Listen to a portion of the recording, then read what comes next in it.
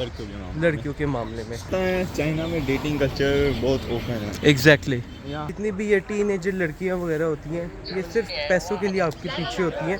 इनको पता फॉरेनर है, बाहर से आया है, इसके पास पैसा है, इसके पास लूटो इसको। ये पाकिस्तानी लड़का था, वो एक चाइनीज लड़की को। इधर आपने ये नहीं देखना कि चिटी चमड़ी है तो जी।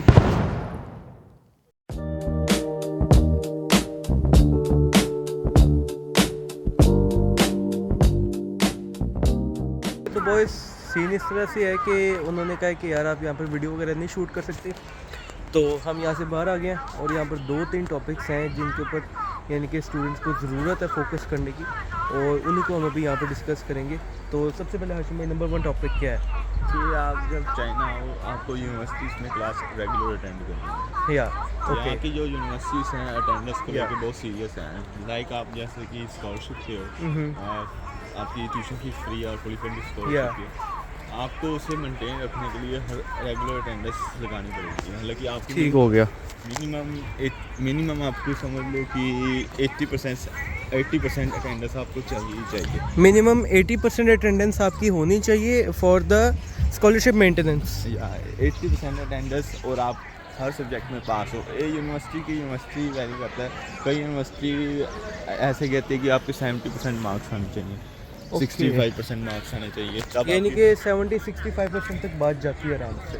कई यूनिवर्सिटी में सिर्फ पास हो और अटेंडेंस अच्छी होनी चाहिए और आप अच्छा बिहेव करें। और लाइक मैं एक स्टूडेंट को जानता हूँ जो यहाँ शिन्यांग में रहता है, वो क्लास नहीं लगाता था पर स्कॉलरशिप में उसकी अटेंडेंस कम थी, उसके अगले साल उसकी स्कॉलरशिप कैंसिल हो गई। ओह, यानी कि ये जो अभी आपने बात बताई है, it is for scholarship maintenance. यानी कि स्कॉलरशिप अगर आपने अपनी मेंटेन रखनी है, you have to be regular in class. आपके ग्रेड्स जो हैं यानी कि ऑन एन एवरेज यानी कि 60-65 से ऊपर ही हो तो चल जाएगा। एग्जैक्टली अच्छे में मार्क्स उसका क्या फ़ायदा है आपके 50-60% नंबर आए। एग्जैक्टली ये काम अगर आपने यहाँ पे भी करना है तो it's better you stay in Pakistan bro. सीधी सी बात है, कोई इसमें शुगर कोटिंग वगैरह की बात नहीं है। पढ़ना पड़ेगा। यस, यूनिवर्सिटी आप पे खर्चा कर रही है, आपको स्कॉलरशिप दे रही है, आपको पढ़ना ही पड़ेगा। एग्जैक्टली ठीक हो गया। और जो दूसरी बात थी, दूसरा टॉपिक ये था, दूसरा यहाँ पर एक तो ना मैंने ये फील किया है कि जितने भी यानी कि अपने एशियंस हैं, यानी कि इंक्लूडिंग पाकिस्तानी और ये इंडियन, बांग्लादेश, श्रीलंकन, ये ना यहाँ की, हाँ सभी ऑलमोस्ट, क्योंकि मर्द के दिल में होता है, सीने में दिल, तो यहाँ पर आपने पिघलना नहीं है। In what sense? लड़कियों के मामले में। क्योंकि आपको पता है चाइना में डेटिंग कल्चर बहुत ओपन है। एग्जैक्टली यहाँ हर कोई बॉयफ्रेंड गर्लफ्रेंड के मामले में पड़ा है। मैंने ऐसे लड़के, क्योंकि आपको पता है चाइना डेवलप्ड है।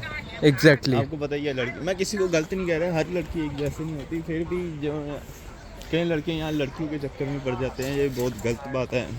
और यहाँ पर ये है ना कि अगर मैं आपको एक जनरल बात बताऊँ ना, ये जितनी भी ये टीनेजर लड़कियां वगैरह होती हैं, ये सिर्फ पैसों के लिए आपके पीछे होती हैं। इनको पता फॉरेनर है, बाहर से आया है, इसके पास पैसा है, इसके पास लूटो इसको। मैं आपको एक स्टोरी बताता हूँ।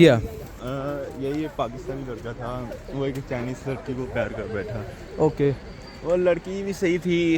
हम किसी को, चाइना में ये है ना, हम किसी को गलत नहीं कहते, लेकिन जब बात ज़्यादा ही आगे बढ़ जाती है तो वो उसका सिरा गलती हो जाता है। मैं आपको, चाइना में ये है कि आपका करियर सक्सेसफुल नहीं है ना, में वो लड़की आपको छोड़ के जाएगी। बेशक 4 साल जो है आप उसके साथ इस तरह से बातें शातें चल रही हैं, जो मर्जी हो रहा है। अदरवाइज़ जो एक मैं आपको बात बताना चाहूँगा, इन कामों में पढ़ो ही ना, क्योंकि ये आपको दीन से भी दूर करता है और आपका जो है ना आपके अल्लाह से कनेक्शन बहुत ज़्यादा टूट जाता है। तो ये बातें वैसे भी नहीं करनी चाहिए, ना ही काम करने चाहिए। लेकिन इन्फॉर्मेटिव व्लॉग है तो इसके अंदर हम आपको वो इन्फॉर्मेशन प्रोवाइड करेंगे जो कि आपके लिए इम्पोर्टेंट है। मैं बताता हूँ, वो लड़का था, उस लड़की को वो प्यार करता था। ओके, वो लड़की छोड़ के चल गई, उसकी ग्रेजुएशन का लास्ट ईयर था।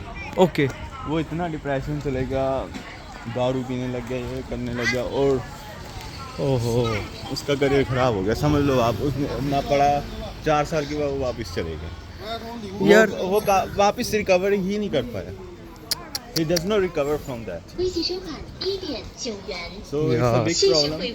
I always suggest to every boys, don't focus on girls. I already told you, if you become successful, every girl will come with you. Exactly. तो यार यही बात है, उसके अलावा और कोई नहीं है। वेट फॉर योर टाइम, सब कुछ मिलेगा आपको। फॉरेनर और लड़कियां हाँ। आपको खुद भागेंगी। एग्जैक्टली खुद भाग के आती है। फिर जब आपके पैसे ख़त्म हो जाते हैं, यही आपको फिर दूसरे के साथ होंगे जिसके पास पैसे ज़्यादा होंगे।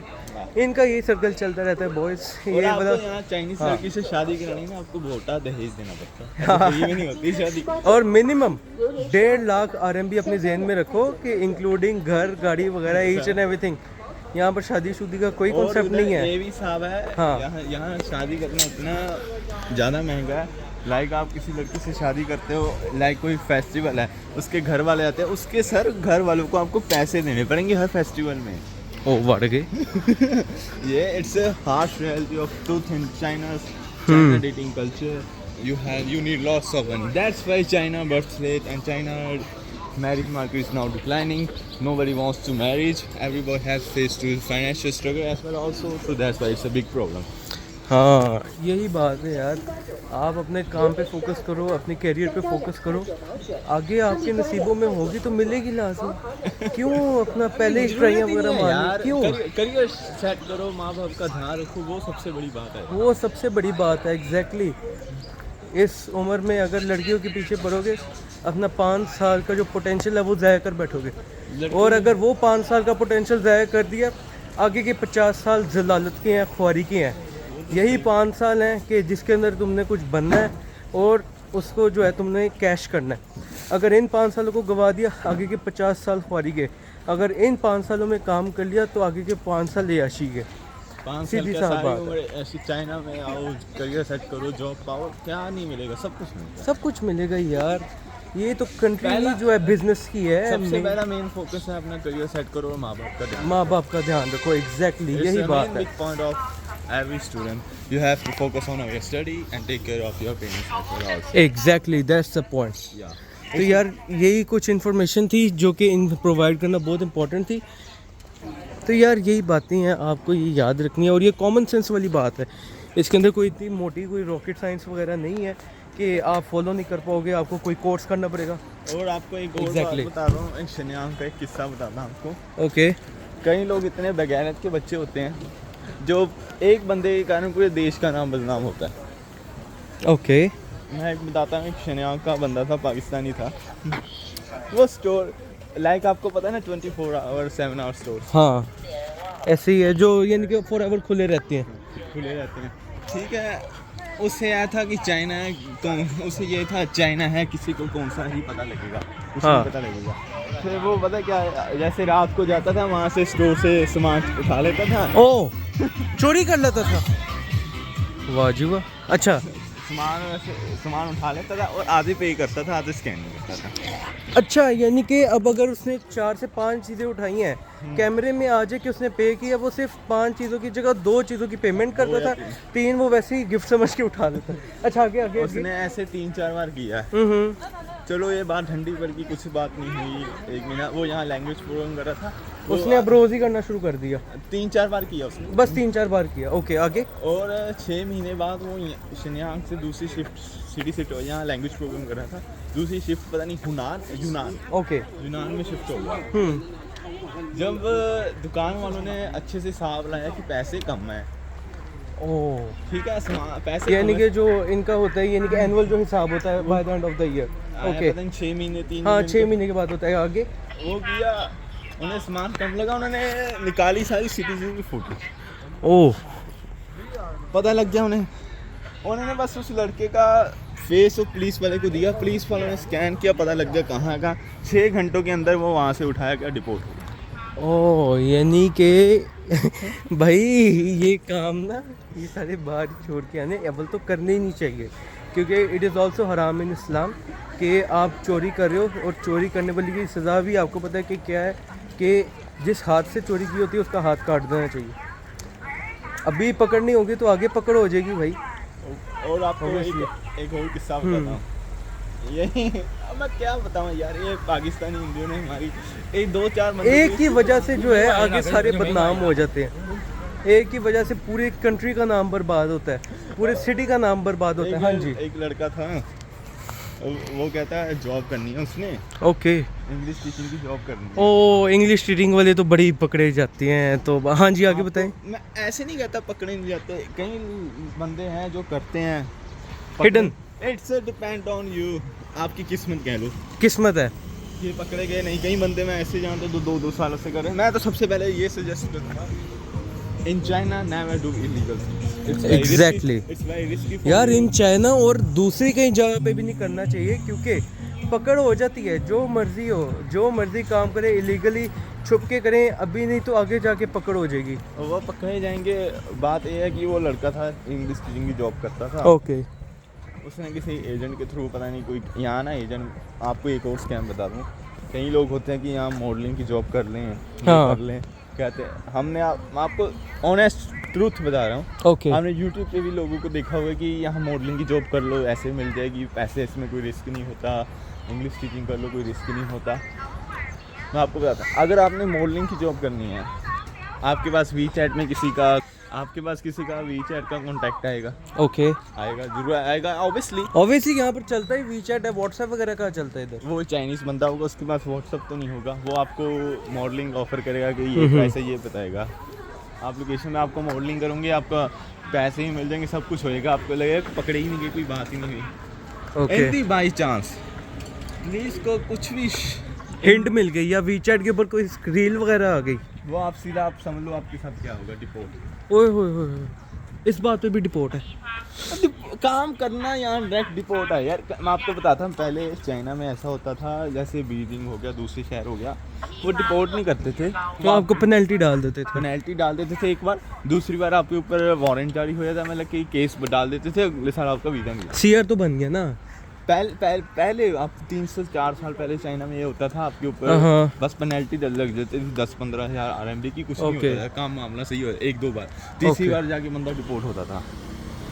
ठीक है, ओए होए, यानी कि अब तो इन्होंने सीधा कर दिया। जैसे कि शिनयांग में आपको हाँ। पता ही है, इमिग्रेशन रूल्स स्ट्रिक्ट हैं। एग्जैक्टली। और आपको यहाँ पे डेपोटेशन है, आप पकड़े गए। शिनयांग में तो वो इमिग्रेशन ऑफिसर्स भी जब आए थे हमें इंट्रोडक्शन वगैरह देने कि कैसे आपने काम वगैरह करना है, या तो जो भी आपके मामलात है, उन्होंने ये कहा था कि भाई जैसे दूसरे सिटीज़ के अंदर होता है ना कि आपको वारंट मिल गया या पेनल्टी पड़ गई, इधर डिटेंशन का मतलब भी डिपोर्ट है। अगर आपको उन्होंने कहा कि आपको डिटेंशन में डाल रहे हैं जी। अगर आपको स्टोरी बताऊँ, जो पाकिस्तानी लड़के के साथ जी, जी, जी, जी। इंग्लिश टीचिंग जॉब कर रहा था, 1 महीना उसने काम किया और अगले दिन पकड़ा गया, 1 महीने के बाद। 1 महीने के बाद ही पकड़ा गया। हाँ। ओके। कई लोग तो दूसरे दिन ही पकड़े जाते हैं, ये तो फिर भी उसकी किस्मत चल गई, वो 1 महीना उसे कमा लिया। पकड़ा गया, पुलिस आई, उससे पहले डिटेंशन सेंटर में डाल दिया। डिटेंशन सेंटर आप समझते क्या होता है? ज़रा मुझे तो पता है, इनको बताइएगा ज़रा। डिटेंशन सेंटर चाइना का ये होता है कि आपको एक काले कमरे में अंदर डाल देंगे। ओके। आपको खाना एक टाइम देंगे और पानी एक टाइम देंगे। खाना एक टाइम और पानी भी एक टाइम। और आपको अच्छे से टॉर्चर करेंगे कि बता किसने काम लगाया, कैसे मिला काम। ये बंदा होगा जिसने भी काम लगाया, उसे अगर उसने बोल दिया, सब पकड़े रगड़े जाते हैं। ओ यानी कि अगर एक ऑर्गेनाइजेशन ने भी अगर हायर कर लिया इलीगली, नहीं चाइनीज नहीं, जो जैसे कि आपने किसी अपने दोस्त के थ्रू आपको काम लगे, आप वो दोस्त भी पकड़ा जाएगा। जिसके उसके पीछे पीछे लिंक थे, वो आपको ऐसा टॉर्चर करेंगे, बंदे को सच बताना ही पड़ेगा। ओए होए होए। बस फिर समझ लो, ये सिर्फ एक जॉब करने के लिए है, और जॉब को पता है आपको क्या होता है, सिर्फ एक जॉब करने पे ये सारे मामलात हैं। और फिर वो बंदा पकड़े, उसके सारे दोस्त भी पकड़े गए, जिससे सब वीचैट से हिस्ट्री निकल जाती है, वीचैट वो प्राइवेसी है, तो वो सब रिपोर्ट हो गए। तो वाह, इसी वजह से शिनयांग ने आजकल आपको बात बताऊँ, वो कई सारे पाकिस्तानी स्टूडेंट्स और अफगानिस्तानी जो काम करते हैं उनको एक्सेप्ट नहीं कर रहे। यही वजह है कि यहाँ पर वीज़ा डिक्लेरेशन बहुत ज़्यादा हो रही है। हाँ, क्योंकि यहाँ हमारे लोग आते हैं, आके काम करने लग जाते हैं, मेन जिस काम के लिए आते वो नहीं करते।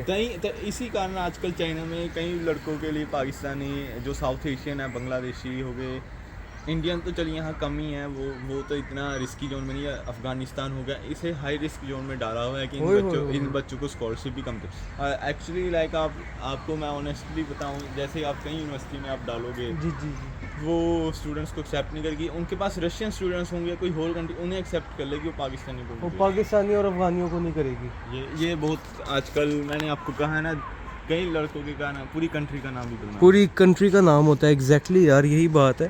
तो इसी कारण पर ऐसा नहीं है कि स्कॉलरशिप ख़त्म हो गई है, मिलती है, ऐसा नहीं कह रहा कि ख़त्म होगी। कहीं जैसे कई यूनिवर्सिटी, आपको शिन्यांग, आप भी जानते होंगे शिन्यांग। जी ऐसे ही है। हमारी यूनिवर्सिटी में आजकल अफगानिस्तानी स्टूडेंट्स को रिस्ट्रिक्शन लगा दी है, लगाई हुई है वो उनको आगे, यानी कि आप ये इस बात से हिसाब लगा लें कि वो भी कोई ऐसे वैसे स्टूडेंट्स नहीं है, उन्होंने भी 99% तक स्कोर किया हुआ है। उसके CSCA में 90+ मार्क्स, उसके CSCA के अंदर भी 90% प्लस है।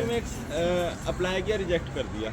यही बात है कि वो पाकिस्तान से है या अफगानिस्तान से है, तो लिहाजा यही बात है यार, अपना भी नाम खराब करो और दूसरों का भी ना करो, क्योंकि आपकी एक गलती से सारे बेकसूर रगड़े जाते हैं। वो देखो, वो अफगानिस्तान का स्टूडेंट इतना इंटेलिजेंट है, उसे स्कॉलरशिप नहीं मिली, उसे स्कॉलरशिप नहीं मिल रही, हालांकि he is holding 99% in CSCA, in every exam you can possible, यानी कि जो पॉसिबल कर सकते हैं। फिर वो एजेंट को बताते हैं, फिर आपको पता ही है एजेंट क्या करता है। एजेंट फिर आपकी छिल उतारते हैं सही वाली, और फिर आपको पैसों से भी छोड़ देता है, और आपकी यूनिवर्सिटी भी नहीं कोई हो पाती आगे। फिर आपको सेल्फ फंडेड पे आके ही पढ़ना पड़ता है। ये एक बहुत बड़ी प्रॉब्लम हो गया। मैं पे यही करूँगा, आप चाइना आ रहे हो पढ़ने के लिए आओ, स्कॉलरशिप पे आओ। ऐसे नहीं है, अगर आपके नहीं कर सकते काम तो करो ही मत। काम करना आपके लीगल वे से, हम आपको बताऊंगा आने वाली अपकमिंग वीडियोस में। एग्जैक्टली वो हम आगे जाके शूट करेंगे। ऐसा नहीं है कि हर चीज़ पॉसिबल नहीं है, पॉसिबल है, लेकिन थ्रू लीगल वेज। अब उसके अंदर अगर आपको चांस ज़रा कम लग रहा है तो फिर इट्स योर किस्मत का, you can say it's your अपना। चाइना, आपको पता ही है चाइना में डिक्टेटरशिप है। मैं आपको ऊंचा नहीं बोलूँगा, यहाँ के रूल्स एक दिन में बदल जाते हैं, एक दिन में आ जाते हैं। एग्जैक्टली, एम्बेसी के रूल्स तक बदल जाते हैं एक दिन। सो यहाँ बी केयरफुल। एग्जैक्टली, मैं ये नहीं कह रहा चाइना खराब है, चाइना खराब नहीं है, यहाँ पे बंदे हैं जो आते हैं वो खराब है। No no no, not you guys, यानी कि जो जिनके गलत इंटेंशंस होते हैं।